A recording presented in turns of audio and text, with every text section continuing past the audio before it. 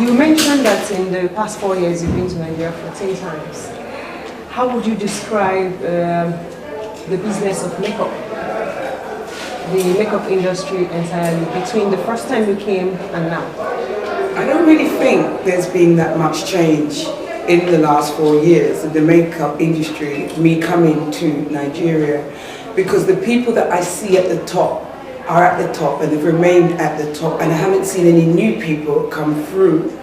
However, as in products coming into the country, it's been quite phenomenal.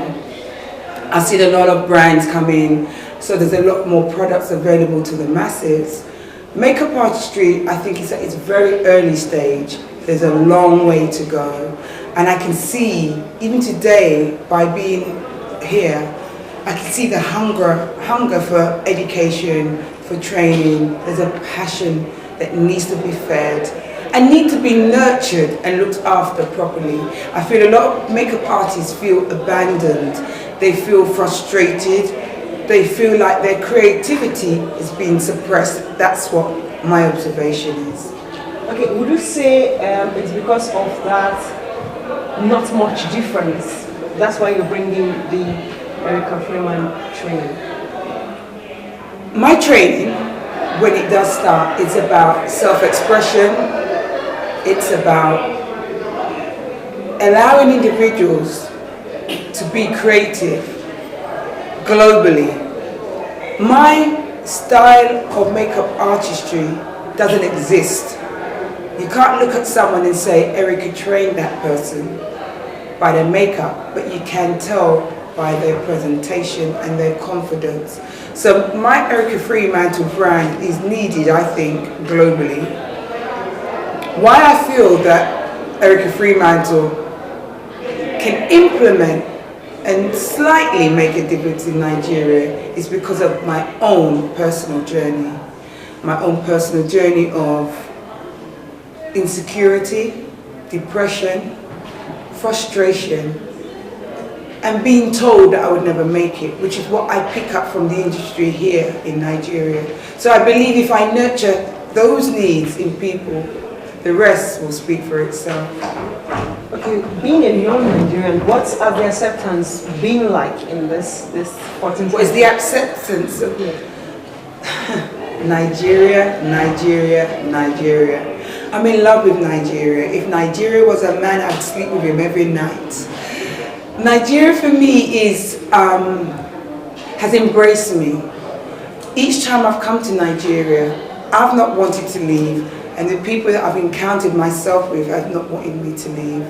I've worked with the First Lady of Cross River State. I've gone to secondary school, primary schools here in Lagos. I've worked with the Deputy Governor, who is now a friend of mine. I actually knew her from the UK.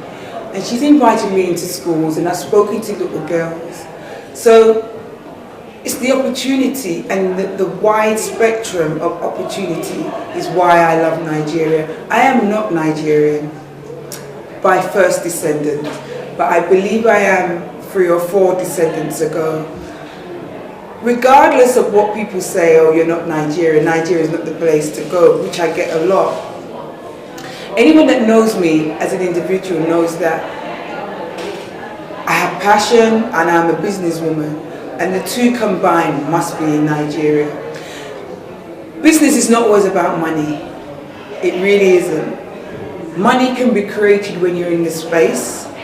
Business is about getting to know the people and being able to offer the people something. Then the people will give you the business.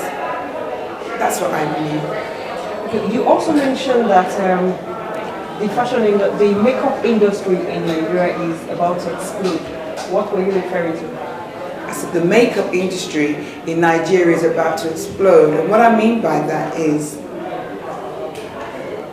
the multinational brands, and I keep making reference to multinationals, even Pan-African brands are coming into the market.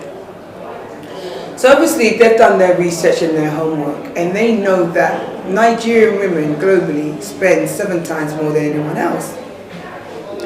If you then take that and then you look at the makeup artistry skills, where the products go, the artists come, the film industry comes. tourism, believe it or not, comes. You've got Calabar, Cross River, beautiful park. Unugu, beautiful parks. So I know that things are being done with those particular areas, especially Calabar, where people will start now looking at Nigeria in a different light. So they will come to Nigeria, those that never thought they would come, but they'd also escape to what they call the beautiful parts of Nigeria. So I really do know what I'm talking about when I say that people are coming. So with brands, with multinational brands comes families. With families comes settlement. With settlement comes more families. So that's what I mean when I say it is about to explode.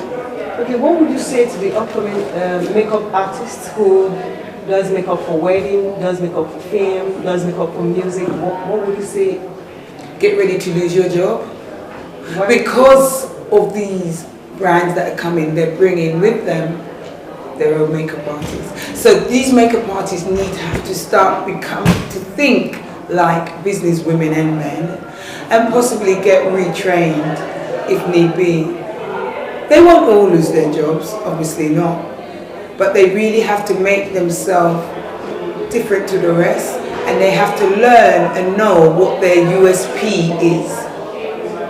What do you mean by USP? Unique selling point. I'm being interviewed. Unique selling point. That's what it means. Okay, let's get a little personal. How do you cope? How do you combine? You do a lot of things, from what you just said, being a mother, being an entrepreneur, being a businesswoman. How do you cope? Okay, I'm no longer a model. That was many years ago when I was young, and I knew what I had, and I knew how to work what I had in the industry. But there's a lot more to Erica, which I didn't know. I didn't know, and I didn't accept, and I didn't believe I had a brain, because I was told I didn't have one. But once my brain started to kick in, I realized I'm beautiful. And when I say beautiful, I don't mean externally. I mean as a person, internally, what I can do, what I can create. I may not have letters after my name, but I still have a brain, and I know how to use it. And my passion is to give back to others. Because if you give as a mother, your child will always come back to you. And that is my learning in my career, in my disasters. I've had to turn everything that's happened to me from a negativity into a positivity. Okay, a lot of people describe you using various adjectives, but how would you describe Erica? I've just said it 3 times. I'm beautiful. I'm warm. I'm humbled. I'm disliked, and I don't care. That's how I describe myself. Thank you very much, Erica. It's been a real privilege meeting you, and we hope we'll have you again. Yeah, thank you so much. Thank you.